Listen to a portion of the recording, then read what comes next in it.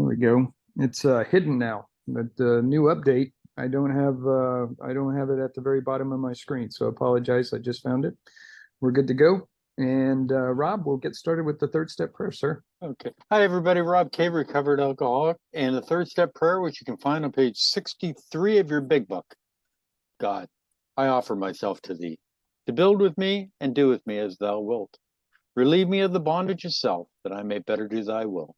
Take away my difficulties, that victory over them may bear witness to those I would help of thy power, thy love, and thy way of life. May I do thy will always. Excellent. Thank you, Rob. And just a welcome back. It's nice to have you here. Also nice to have everybody else here. And I usually start this off. I apologize. I'm Leo and I'm a recovered alcoholic. Good morning, good afternoon, or good evening, depending on where you are. And we are on chapter 2, page 17. There is a solution. This just as some kind of precursor to this particular chapter is there are a couple of things here, common problem and a common solution. So we all experience that. So that'll be kind of outlined in this chapter. And I also wanted to say that AA was designed for people that relapse, not for the people who can stay sober. Meaning that if you are able to control your drinking and not drink whenever you decide to, this is a different kind of alcoholic, which is the kind that has really no human power that can stop it. You need that inner strength in order to be able to stop. And we'll talk a lot about that in this chapter as well. The other thing too is part of the solution that goes beyond the program and this book is rest and good nutrition. So just as an aside, just to put out there that you want to kind of have a plan for a comprehensive approach to your recovery, and this is just one big part of it, but just one part of it. All right, one of the most famous statements in the book there, Rob. We'll get started. Yep, we're on the beginning of There Is a Solution on page 17 of your big book. We of Alcoholics Anonymous know thousands of men and women who were once just as hopeless as Bill. Nearly all have recovered. They have solved the drink problem. Absolutely. So we've got thousands upon thousands. Now, this is obviously when they wrote this book, they know of thousands of men and women who were once just as hopeless as Bill. Nearly all have recovered. That's those that have truly committed themselves to the program and really tried.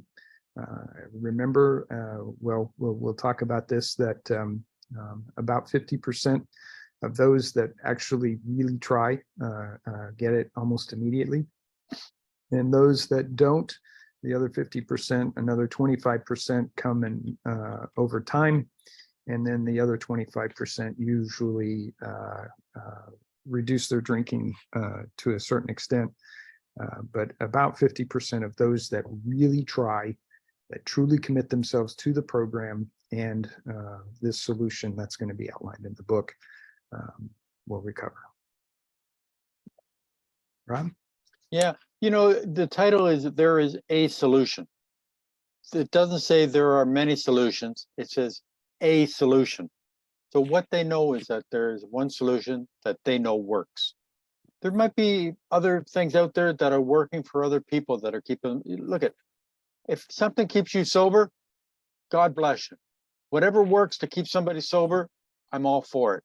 Okay, but we know of one solution, and that is in this book right here. This has the solution. So I will keep harping on that because it's the only thing that was able to keep me sober. Okay, I tried athletics. I tried going to the gym. I tried, chasing cars, a whole bunch of different things, but it wasn't until I got into this book and did these steps that I was able to get my spiritual experience and get off the roller coaster ride. Remember, I always hark back to this. Dr. Bob, for 17 years, woke up in the morning, took sedatives. to steady his nerves so he could go to work, make enough money so that he could buy alcohol on the way home. 17 years he was on what I call the hamster wheel. You know, I was on I won't say the same path because it was different, but you know what?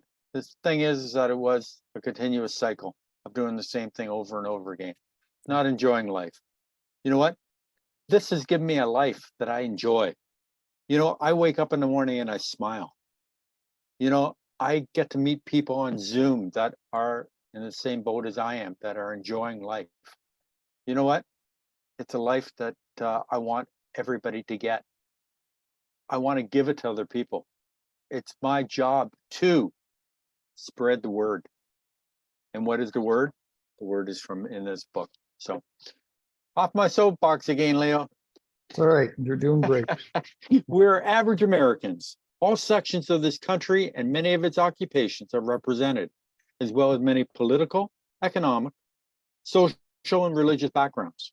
We are people who normally would not mix, but there exists among us a fellowship, a friendliness, and an understanding which is indescribably wonderful. We are like passengers of a great liner the moment after rescue from shipwreck, when camaraderie, joyousness, and democracy pervade the vessel from steerage to captain's table. Unlike the feelings of the ship's passengers, however, our joy and escape from disaster does not subside as we go our individual ways. The feeling of having shared in a common peril is one element in a powerful cement which binds us. But that in itself would never have held us together as we are now joined. Yes. So a couple of things. One is I think we're average people. This day and age, we come from all over the world. So average people and all sections of the different countries and occupations, as well as political, economic, social, and religious backgrounds are all represented and all are welcome. So that's one thing that I would add into this, going into the discussion here. And they're right, this camaraderie that we have a shared experience, and that is that we all come to this with, as alcoholics, and we stay together, unlike those that are on a ship that was people that rescued from a shipwreck, when they go their separate ways. Obviously we stick together, and that bond is what keeps us together, and it also is what actually adds to and or contributes to our recovery. Our long-term recovery is that camaraderie and the ability to reach out and touch someone in whatever manner of communication that's available. And there's always somebody there to receive and to assist. So very, very good kind of general idea of where we come from and who we are and why we are together as much as we are. Rob? Yeah, the tremendous fact for every one of us is that we have discovered a common solution. We have a way out on which we can absolutely agree, and upon which we can join in brotherly and harmonious action. This is the great news this book carries to those who suffer from alcoholism. Yep. So it is that we have a common solution. This is the solution, as Rob has already stated, that's in this book. And we are in the process of learning more about that. And we all agree on that, which is part of that camaraderie and that bond that we have. And we are, it's forever got the ability to reach out and touch even newcomers to this day, and will continue on going forward. Rob? Yep. Sorry. Now it talks about here a common solution. Okay, they have a common solution for what we have, and they're going to go through it as we get further on in the book. So they have a way out on which we can absolutely agree. This is 100 people that are agreeing it's something that can work, which gives us great hope, because let's be honest, we come in here with very little hope. So we'll have comments and stuff at the end of the meeting, John, okay? Okay, so we're at the top of page 18 right now. An illness of this sort, and we have come to believe it an illness, involves those about us in a way no other human sickness can. If a person has cancer, all are sorry for him, and no one is angry or hurt. But not so with the alcoholic illness, for with it there goes annihilation of all the things worthwhile in life. It engulfs all those whose lives touch the sufferers. It brings misunderstanding, fierce resentment, financial insecurity, disgusted friends and employers, warped lives of blameless children, sad wives and parents. Anyone can increase the list. Oh, yeah, there is a long-standing casualty list of all those that are affected or inflicted with this disease, this illness, call it that. And, that's an interesting thing. Somebody gets cancer and everybody circles around them and, supports them, wishes them well, and is there to assist and help. Whereas in the alcoholics position, not so. Most of the time, there's a lot of hurt feelings. A lot of people think that it's just a matter of making a quick decision. Why can't you just stop drinking? I can, so why can't you? And you can make all these other great decisions and everything, but yet you can't make the decision not to drink, which is just some of this misunderstanding that is out there, and the education that we all strive to impart on others. Now, this idea here is that it engulfs all whose lives touch the sufferers, and it really does. It doesn't matter if you're a distant friend or a close relative, you are affected by somebody that is an alcoholic. And one of the things that we talk about and really work on is this fierce resentment. There's lots of resentments that come up, and hard feelings, and those are hard to get over, and they take some time and effort and energy to do so. Other things, we'll talk about as we go along. Obviously, being able to keep a job and hold on to an income sometimes is very difficult and or impossible. And we become lone wolves, if you will, and people after a period of time just stop coming around. We stop going around. We start to isolate ourselves and become this kind of recluse when we drink. And obviously, we've lost our friends. The people that are the casualties are well laid out in this particular paragraph. It touches everyone. Rob? We hope this volume will inform and comfort those who are or who may be affected. There are many. Highly competent psychiatrists who have dealt with us have found it sometimes impossible to persuade an alcoholic to discuss his situation without reserve.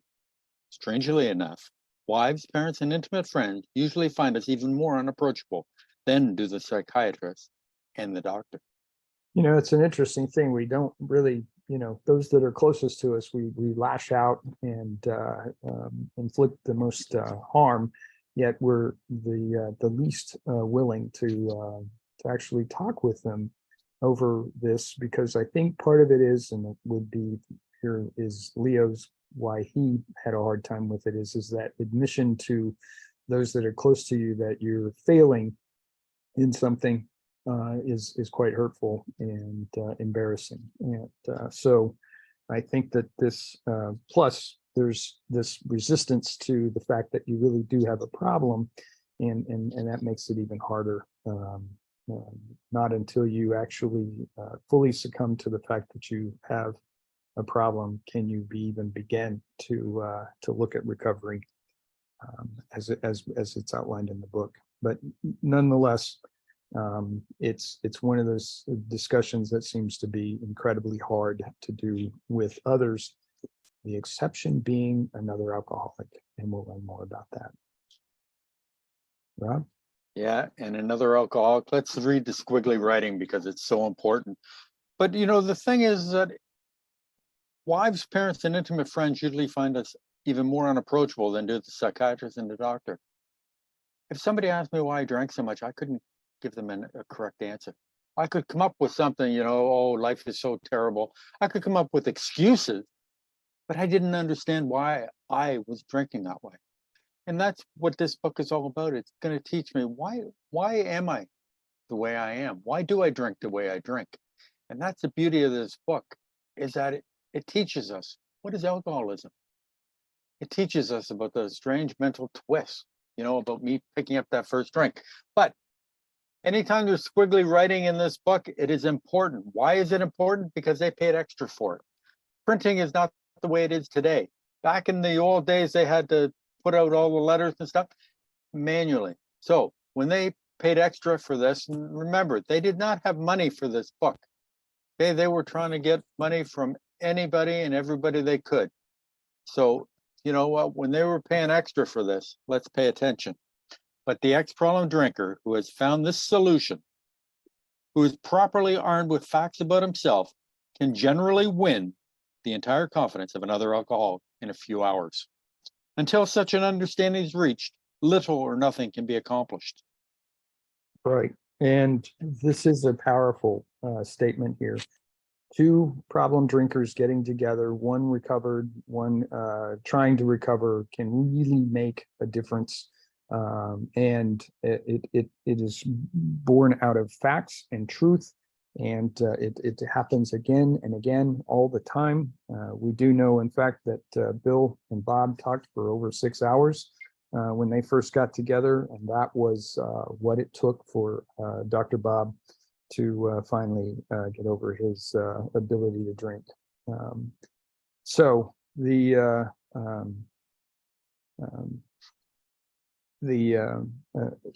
It's interesting that others can't reach an alcoholic. It's like, you haven't been there, done that. You haven't experienced what I've experienced. So how would you know what I'm going through, and how would you, kind of characterize it? A lot of times it's kind of with others that are non-alcoholics, or kind of in this belief, this kind of making demands that are unattainable, and it makes it very hard. So this is again one of the things I would say is that two alcoholics just getting together without the facts, not successful. It's got to be somebody that's properly armed with the facts, and that's part going through this book and this program. Rob? Yeah, the line before this is that we're often unapproachable, but the ex-problem drinker can get through. Now, I want to go to page 179 for a moment. Dr. Bob's nightmare, because this pertains to what we just read. Okay, and it's about near the top of the page. It's about that far down. Wishing to be polite, though, I felt very badly. I said, let's make the call, and extracted from my wife a promise that we would not stay over 15 minutes. Now, this is Dr. Bob talking to his wife, saying that we'll give them, this man from New York, 15 minutes. We entered her house at exactly 5 o'clock. This is Henrietta Seiberling's gatehouse that they entered, and it was 11:15 when we left. I had a couple of shorter talks with this man afterwards and stopped drinking abruptly. So here is another, Dr. Bob is in terrible straits. He's been going to the Oxford group for 2 years with his wife, been drinking, but here is Bill Wilson, a stock speculator from New York, who was able to relate to this man, So when the man said, I'm only going to give him 15 minutes and then we're out of there, they end up talking for 6.5 hours. Bottom of page 18, everybody. That the man who is making the approach has had the same difficulty, that he obviously knows what he is talking about, that his whole deportment shouts at the new prospect that he is a man with a real answer, that he has no attitude of holier than thou, nothing whatever except the sincere desire to be helpful, that there are no fees to pay, no axes to grind, no people to please, no lectures to endure. These are the conditions we have found most effective. After such an approach, many take up their beds and walk again. Absolutely. Really, just little can be said that about this paragraph, that is basically somebody that has had the same similar experience, knows what he's talking about, he or she, and has recovered. That's very, very powerful and encouraging to the newcomer. And the not taking a position of authority or having an ego is really very helpful here. And all of that put together has been most effective now. And there again, all of us here can say that we were once lost, and then we were found, and now we are in the same place as what they're talking about here. And that is that we were able to get up, walk, and our lives are better for it. Rob? Yep, top of page 19, everybody. None of us makes a sole vocation of this work, nor do we think its effectiveness would be increased if we did. We feel that elimination of our drinking is but a beginning. A much more important demonstration of our principle lies before us in our respective homes, occupations, and affairs. All of us spend much of our spare time in the sort of effort which we are going to describe. A few are fortunate enough to be so situated that they can give nearly all their time to the work. Yeah, and that's basically giving us the I guess the point is that you don't have to do this on a constant 100% basis in order to be successful.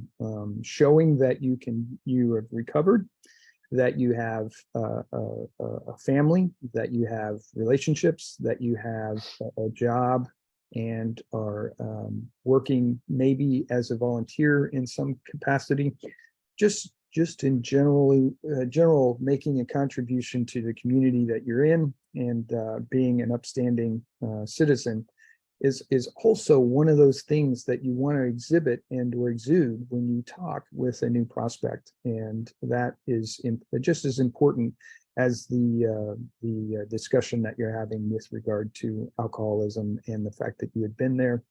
You were on the brink of destruction, and you were able to come back. That part of it, what they're trying to say here is that it would be great if somebody could and do this full time, but the fact that most, if not all, can't is actually a good thing. The fact that they can show that they can operate as a person and a human in a society beyond just this recovery program is also just as important as well. Rob? Yeah, I am fortunate enough that I am retired, so I get to spend an awful lot of time on doing meetings, and helping out wherever I can, wherever I fit in, going to meetings, listening, and trying to help people wherever I can. But there's other people that they have to work. They have young children, so their lives are going in 1,000,001 directions. Mine isn't. So, I can focus on that, so I can devote that time. And it's, step 12 is all about giving back to others. What was so freely given to me, I have to give back. And, and that's what it's all about. Bill S. From New Jersey, who's going to be, he speaks at the end of this meeting. We feel that elimination of our drinking is but a beginning. And he always reminds me that you can take the rum out of a fruitcake, but you still have a fruitcake, so I always love that line. So we're at the middle of page 19, everybody. If we keep on the way we're going, there's little doubt that much good will result. But the surface of the problem would hardly be scratched. Those of us who live in large cities are overcome by the reflection that close by, hundreds are dropping into oblivion every day. Many could recover if they had the opportunity we have enjoyed. How then shall we present that which has been so freely given us? Yeah, there's a lot of ways to look at this, and we're going to do that. When they ask a question like that, they're going to give us the answer, so I won't spend too much time on it. But the fact is, is that we are in communities where there are people that have not gotten the message yet, that don't understand, don't know that there is this recovery program available to them, and therefore are not necessarily up on the solution. So we have the ability to go out, reach out, find somebody that's new and grab a hold of them and start them down this path. Depending on the size of the town, the village, the city that you're in, obviously that is commensurate to the per capita number of people that are there. But nonetheless, we have Zoom, which is that even somebody that's in a small remote place can actually reach out and find newcomers to assist and help, well, quite frankly, from all over the world, which is really what's really cool and neat about what we're doing even today. Rob? Yeah, I'm going to speak about Toronto for a second, and I'm just grabbing a picture here that I'm hoping that I'll be able to post in the chat. And there's a picture. If you click on the picture that is going to come up in your chat momentarily, this is what they used to do in the early days of AA, is that they would put pins in a map. There were 3 different pins. Pins where there was an AA group, where there was an AA person, or where somebody was looking for AA. And this is how they would join people. Painstaking to do this. But it was the work that they did back then. Because they didn't have computers, and so things have changed an awful lot in all these years. The one thing that hasn't changed is what they say here. Many could recover if they had the opportunity. What opportunity is that? Being taken through the steps. Now, I live in Toronto, and this is a rant that I will go on because I was in the fellowship for 9 months before anybody mentioned about taking me through the big book. Before that, nobody said it was important that I read the big book. Well, my first meeting, they gave me a big book. They said, read a story in the back, see if you can relate. But that was it. They didn't tell me the importance of doing this. Many people come into our fellowship and they come to meetings and they are told meeting makers make it, put the plug in the jug, sit there, take the cotton out of your mouth, take the cotton out of your ears, put it in your mouth. Okay? Now, one of the analogies I was given is that about going to meetings. You can go to the airport and you can sit in the departure lounge. But if you don't have a ticket, you're not going anywhere. Okay? That is like being in a meeting at AA. Yeah, you're going to hear some things, but you are not going to have your own experience. The only experience you're going to have is with the big book, by going through the steps, by reading the book and learning about it. Now, I will be honest with you, in 1939, or when the book was published, they would mail this book out to people in remote areas. How they understood this book, I do not know, because if I was left on my own devices, I would not be able to understand it. I needed somebody to take me through it and to point out what is the important things. Okay? And this is what is so important, that we do this with other people. We carry this message to other people. And you know what? I don't want people to have to wait 9 months. Some people cannot wait 9 months. They'll be dead by then. Okay? Yes, we do get an awful lot of people in our fellowship who come there for the dating. We get an awful lot of people that come because it's a great way to meet people. You know what? My first meeting, I got hugs from people, and I'm thinking, what the heck is going on here? Because I didn't feel I was huggable. Okay? But people made me feel welcome. So we get people that keep coming back because, you know what? They feel welcome. They're not always alcoholics. But the real alcoholic, who we're going to be reading about momentarily, okay? Those people need help right away. They don't have time to wait. So it's up to us to carry this message, to get them into the big book and to help them out. Thank you for letting me go on my little rant. Nice. It's very nice. Okay. Yep. So, and also I love here, how then shall we present that which has been so freely given us? Question mark. Are we here to answer that question, or are they going to answer the question, Leo?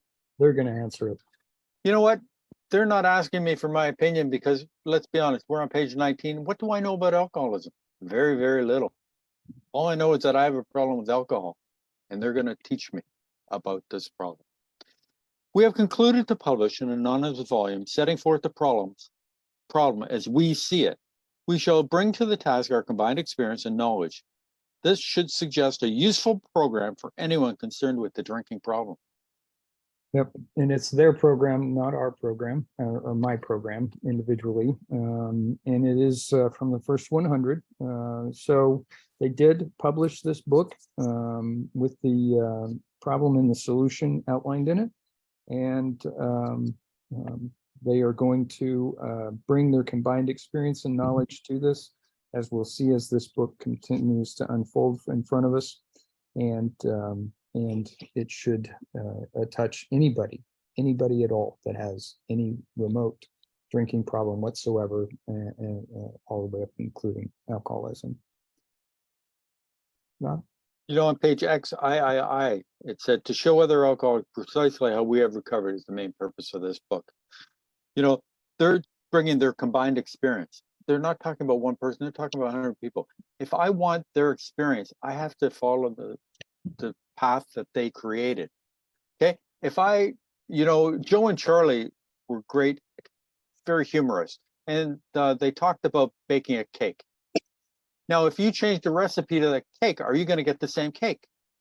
No, it's going to taste differently. Might be better, but most likely it's going to be worse. So we have to follow the path that the first 100 did in order to get their experience. They're going to show us exactly what they did, precisely, exactly what they did. Of necessity, there will have to be discussion of matters medical, psychiatric, social, and religious. We are aware that these matters are, from their very nature, controversial. Nothing would please us so much as to write a book which contained no basis for contention or argument. We shall do our utmost to achieve that ideal. Most of us sense that real tolerance of other people's shortcomings and viewpoints, and a respect for their opinions, are attitudes which make us more useful to others. Our very lives as ex-problem drinkers depend upon our constant thought of others and how we may help meet their needs. Yeah, and I underlined that last sentence because I think it's important here that the you know, constant thought of others and how we might meet their needs. You know, it's that tolerance of other people's shortcomings, the viewpoints, and respect for their opinions and attitudes. So here's kind of the idea here is that we are all welcoming, all encompassing of everybody's backgrounds, no matter what we're talking about with regard to their backgrounds. And the idea here is that just be open and in turn giving to what these people, the people that with the problems might have or need. There is going to be some talk about medical. There's going to be some talk about social backgrounds and religious backgrounds as far as approaches. They're subtle when it comes to that, but we don't want to discount any of that. There are a lot of ancillary things out there that can assist with the recovery of one from alcoholism. Treatments and a closer relationship with others and God, as well as getting out and starting to contribute and give back to a society, and especially giving back by finding other alcoholics and helping them through this program. All of that is a recipe for success. Rob? Yep. Our very lives as ex-problem drinkers depend upon our constant thought of others and how we may help meet their needs. Step 12. Okay. You know, some people say that this is a selfish program. How can this be a selfish program when it's so important that I have constant thought of other people, how I can meet their needs. You know, we go to page 77, one of my favorite quotes, or one of my favorite ideas is near the third line down on page 77. Our real purpose is to fit ourselves to be of maximum service to God and the people about us. And then we go to page 14, right at the bottom. Okay. For if an alcoholic failed to perfect and enlarge his spiritual life through work and self-sacrifice for others, he could not survive the certain trials and low spots ahead. You know, constant thought of others. Step 12. You know, it's littered throughout this book. Why do I know that? Because Bill S. from New Jersey has constantly let me know that step 12 is all through this book. And every time it's there, he points it out to me, you know, and I appreciate that because it's by helping others that I'm helping myself.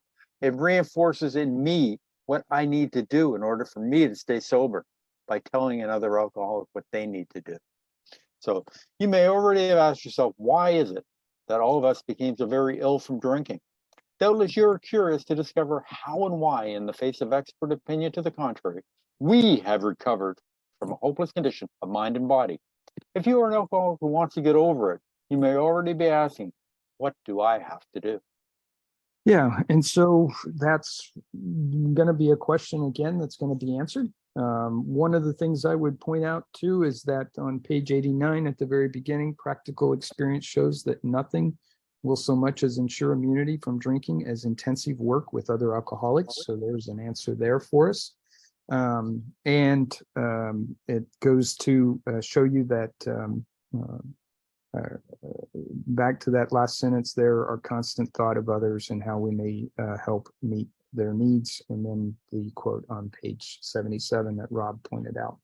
So really, we're talking about this, carrying this message when you've recovered or when you're well on your way to recovery, to other alcoholics that are in need of this solution is going to be indicative of what someone has to do. Now, obviously, we need to go through the steps, and we're going to find that out. But that's at least a precursor to answering this question. Rob? Yep. Page 20, everybody. Hey, Mary B. It is, and I love that. We had a question, what do I have to do? It is the purpose of this book to answer such questions specifically. We shall tell you what we have done before going into a detailed discussion, and maybe we'll summarize some points as we see them. How many times have people said to us, I can take it or leave it alone? Why can't he? Why don't you drink like a gentleman or quit? That fellow can't handle his liquor. Why don't you try beer and wine? Lay off the hard stuff. His willpower must be weak. He could stop if he wanted to. She's such a sweet girl. I should think he'd stop for her sake. The doctor told him that if he ever drank again, it would kill him. But there he is, all lit up again. Yeah. So a lot of those misunderstanding statements, the questions that are asked, the statements that are made, the comparison from one non-alcoholic to an alcoholic is just like oil and vinegar. They just don't mix. They just don't work. And we are going to talk at length about these things. This is going to be answered with regard to the program and the steps that will get you there. And this is just giving you some insight that we've all kind of already heard these things. We've all kind of been there and listened to people come to us and actually ask these specific questions, as well as a litany of others as well. Rob? Yep. Now, these are commonplace observations on drinkers, which we hear all the time. Back of them is a world of ignorance and misunderstanding. We see that these expressions refer to people whose reactions are very different from ours. Right. They're just not alcoholics. They can take a drink, literally a drink or two of a glass of wine and leave the rest. If that if just they can do that kind of stuff. They don't drink at times when they just don't feel like it. They can drink at times and get somewhat inebriated, and then decide that that's enough and just completely stop, and change to something that's non-alcoholic as far as the drink is concerned, or they can mix it where they might drink a couple of alcoholic drinks, but then they've also got iced tea or lemonade or coffee or water that they work as well. It's an interesting kind of thing that I just find that it's, to me, is just impossible to fathom, because I was unable to stop once I started my drinking, and it just baffles me that somebody can leave alcohol in a glass and walk away from it. Or So, recork a wine bottle. yeah, absolutely, just absolutely.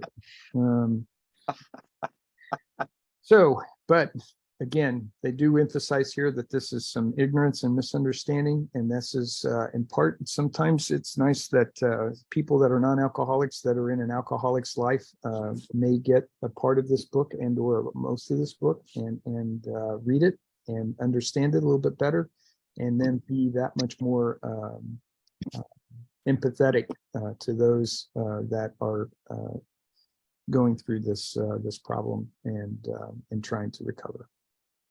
Rob? Yep. Now let's find out about the 3 different types of drinkers. We're at the bottom of page 20, everybody. Moderate drinkers have little trouble in giving up liquor entirely, if they have good reason for it. They can take it or leave it alone. Then we have a certain hard drinker, certain type of hard drinker. He may have the habit badly enough to gradually impair him physically and mentally, may cause him to die a few years before his time. If a sufficiently strong reason, ill health, falling in love, change of environment, or the warnings of a doctor become operative, this man can also stop or moderate, although we may find it difficult and troublesome, and may even need medical attention. But what about the real alcoholic? He may start off as a moderate drinker. He may or may not become a continuous hard drinker, but at some stage of his drinking career, he begins to lose all control of his liquor consumption once. Again, emphasize, once he starts to drink. Right. So we've got the different types of drinkers here, and some of us have been there, where in the early years of our lives, when we were just beginning our drinking and that type of thing, that we found ourselves being moderate drinkers, and it would be we had the ability to drink a few drinks and then just kind of walk away from it. Although I can say that there was probably a yearning to continue, even if we did stop. I know for a fact that I was one of those type of drinkers that was somewhat of a moderate drinker, but then I would kind of shift into this heavy drinking bout, but then I would leave it alone because of the athletics or the physical responsibilities I had to different groups that I was a part of.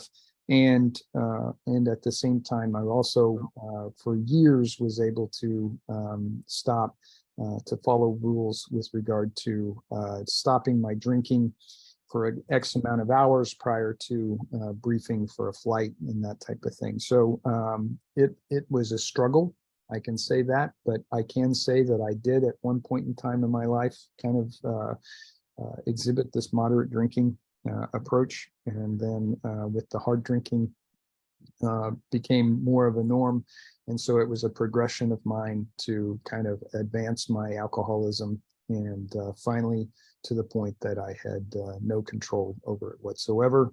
It controlled me, and that was really the turning point for me. So it's some people actually jump right into being alcoholics from the very beginning. I've heard time and again, especially from newcomers that are young, that they just, as soon as they started drinking, they couldn't stop until they had either passed out or ran out of alcohol. And they've been that way the whole time up until the point that they are trying to stop drinking and recover. So it's really a different mix of kind of things. So in some cases, these moderate drinkers can stay moderate drinkers for their entire lives. again, much to my dismay. The hard drinker, I think, is really on the cusp of being an alcoholic, but there is a distinction because they actually can, in fact, stop if they wanted to with sufficient motivation.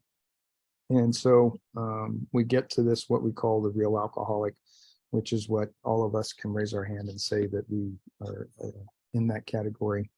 And that complete loss of control is really one of the definers of it, in that you once you start drinking, you can't stop. And it's kind of what we'll talk about here is the allergy, and we'll get into that in a lot more detail. Rob? Yeah, and now we're gonna go on to, this is about almost is a page and a little bit that I'll be reading. So it's about Dr. Jekyll and Mr. Hyde, the type, what the alcoholic does, and here is the fellow who's been puzzling you, especially his lack of control. He does absurd, incredible, tragic things while drinking. He is a real Dr. Jekyll and Mr. Hyde. He is seldom mildly intoxicated. He is usually always more or less insanely drunk. His disposition while drinking resembles his normal nature but little. He may be one of the finest fellows in the world, yet let him drink for a day and he frequently becomes disgustingly and even dangerously antisocial. He has a positive genius for getting tight at exactly the wrong moment, particularly when some important decision must be made or engagement kept. He is often perfectly sensible and well balanced concerning everything except liquor, but in that respect, he is incredibly dishonest and selfish. He often possesses special abilities, skills, and aptitudes, and has a promising career ahead of him. He uses his gifts to build up a bright outlook for his family and himself, and then pulls the structure down on his head by a senseless series of sprees. He is the fellow who goes to bed so intoxicated he ought to sleep around the clock. Yet early next morning, he searches madly for the bottle he misplaced the night before. If he can afford it, he may have liquor concealed all over his house to be certain no one gets his entire supply away from him to throw down the waste pipe. As matters grow worse, he begins to use a combination of high-powered sedative and liquor to quiet his nerves so he can go to work. Then comes the day when he simply cannot make it and gets drunk all over again. Perhaps he goes to a doctor who gives him morphine or some sedative with which to taper off. Then he begins to appear at hospitals and sanitariums. Yeah, this is a long paragraph describing a person that is obviously has a lack of control, does some just really off the wall kind of things. In fact, you have somebody that when they're not drinking, which is not the case in this particular person, that they're mostly always drinking, but when they're not drinking, they can be very pleasant, they can be kind, they can be productive. Yet when they're drinking, they're anything but that. They're very crass and abusive in some cases, verbally and or physically. They aren't able to hold down a job with any consistency without calling in sick, as type of things. And they become kind of withdrawn, they become selfish, they are into themselves and only themselves, and then basically destroys everything around him that is good, and they've got this hiding thing that some of us, if not a lot of us, can say that we were a part of. I know I used to hide my alcohol throughout the garage is where my favorite place was to hide it. Although I did pick a couple of places in the actual house as well. But nonetheless, I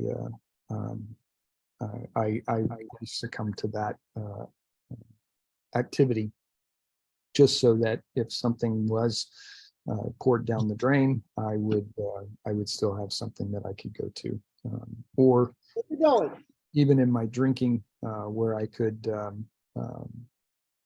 drink a little bit in front of people, I would have something hiding in the background so that I could be drinking more, but try and make it look like I'm not drinking as much. This idea of these high-powered sedatives, this morphine or type of opioid type of thing, or whatever it might be, obviously we have a real problem with that in the United States.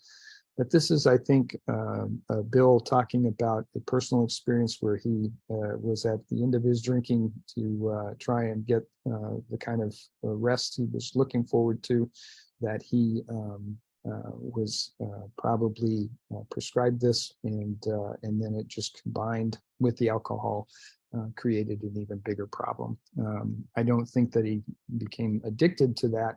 It's never been discussed, but nonetheless, I think that this is part of his story, as well as some of the others of the first 100 probably experienced this as well. Rob? Yeah. This is by no means a comprehensive picture of the true alcoholic, as our behavior patterns vary, but this description would identify him roughly. Why does he behave like this if hundreds of experiences have shown him that one drink means another debacle, with all its attendant suffering and humiliation? Why is it he takes that one drink? Why can't he stay on the water wagon? What has become of the common sense and willpower that he still sometimes displays with respect to other matters? Obviously, there's a failing here. We're talking a little bit about the malady, that inability to stay away from that first drink, and then the allergy kicks in, obviously, and you can't stop drinking. But in this case right here, we're really talking about that. That question is why can't they just stay away from it to begin with? Why is it that they have to have that first drink, and why does that first drink then obviously kick off a debacle every time? And that is obviously with me that guilt and regret that I felt and remorse almost immediately upon taking the first drink of a drink, and knowing that I was about to cause some kind of problems, but not being able to just walk away from it as much as I wanted to. Rob? Yeah, and here we're coming into the second symptom of alcoholism. Why do we take that first drink? And though now, they're going to get into it. We won't have time today to get into it. So you know what? I'm going to invite everybody back next week in order to find out about the second symptom. Why do we start taking that first drink when we know what's going to happen? That it's going to set us on a journey, because we already have learned about the allergy, the phenomenon of craving, that once we take any alcohol, whatever, into our bodies start to crave more, and we cannot stop the amount we take. So, Leo, are you ready to bring Bill from New Jersey? I sure am. Sorry, I lost track of the time there. Hey, Bill. Yeah, hi, this is Bill, alcoholic from New Jersey. Thanks a lot, guys. Good meeting today. A lot of stuff in here in this chapter. There is a solution, like was pointed out. That's a promise. There is a solution. Just the name of this chapter, and it says there is a solution. Again, A means one. According to Alcoholics Anonymous, we only have one way out. We only have one solution. We don't have a whole bunch of different solutions. And on page 18, where it has that squiggly writing or italics, whatever you want to call it, basically it's telling us that one alcoholic can get through to another alcoholic like no non-alcoholic can. We know this from our own experience. People that are not alcoholics try to tell us what to do. Use your willpower, pull yourself up by your bootstraps. Why don't you count your drinks, and when you get to so many, you just stop. That might work for them because they're not alcoholic. That kind of stuff doesn't work for us. Or they tell us, why don't you just quit drinking? Yeah, like we never thought of that. That doesn't work for an alcoholic. That works for somebody that's not an alcoholic. So this book is actually telling us that in order to get better, we need another alcoholic to help us. And once we get better, it's our job to try to help another alcoholic get better. That's what we're supposed to do. And on page 19, it tells us that we have concluded to publish an anonymous volume. And at the end of that paragraph, it says, this should suggest a useful program for anyone concerned with the drinking problem. In other words, the program is this book.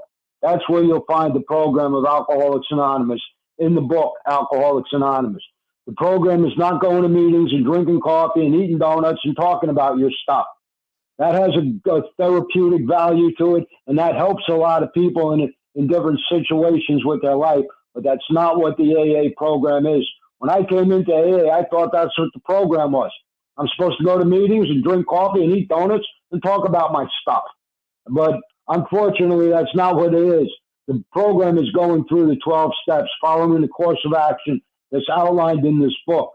That's really what it's all about. And on page 20, it asks a question, what do I have to do? And then it starts to give us an answer. It's the purpose of this book to answer such questions specifically.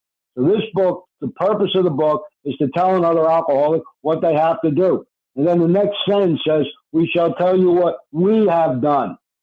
That's what our job is as sober members of Alcoholics Anonymous. We're supposed to tell people that are trying to get sober what we did to get sober. Or we're supposed to tell them what the first 100 did to get sober. We're not supposed to tell them what to do. I don't know how anybody else's brain works, but whenever anybody tells me what to do, I do the opposite of it. That's just my defiant alcoholic brain. So it's a waste of time to try to order an alcoholic around and tell them what to do. We're supposed to tell them what we did. And if they want what we got, they can do what we did. That's their choice whether they do it or not. So basically, the book is giving us instructions here on what we're supposed to do when we're dealing with other people. And on page 21, it talks about the real alcoholic, and it says he begins to lose control of his liquor consumption once he starts to drink. That's talking about the phenomenon of cravings. People refer to that as the allergy or the first symptom of alcoholism, whatever you want to call it. That's all you have to have is that one symptom in order to be an alcoholic. It's like heart disease. There's a whole bunch of different ailments or symptoms that you can have if you have heart disease. You could have chest pains. You could have your arteries clogged up. You could have a damaged valve. Your heart could be beating out of rhythm. You don't have to have all of that. All you have to have is one of those conditions, and it's considered heart disease. All you have to have is the phenomenon of cravings, and it's considered that you're in the beginning stage of alcoholism. That doesn't happen to normal people. Dr. Silkworth talked about it and says it never happens to the average tempered drinker. It only happens to this class, which is the class of alcoholics. We take a drink and it makes us thirstier. It makes us want more. Once that happens to you, guess what? Welcome home. You're one of us. And then it goes into and talks about this here, Dr. Jekyll, Mr. Hyde, and it gives a whole bunch of different things that people do when they're alcoholics, when they're drunk. This is basically a description of alcoholism. This is what we do. If you see yourself in there someplace, guess what? You're one of us. That's basically what this book is trying to do. It's trying to show us what we do and what alcoholics do so that we can identify with this and we can identify with the problem, not necessarily with all the different situations in here, but we can identify with the problem. I take a drink and I can't stop. Oh, well, guess what? That's me. That's all I got. Thanks a lot for letting me share. Thank you, Bill. And what we'll do is do the serenity prayer and then turn things over to comment. Rob? Serenity prayer. God, grant me the serenity to accept the things I cannot change, courage to change the things I can, and wisdom to know the difference.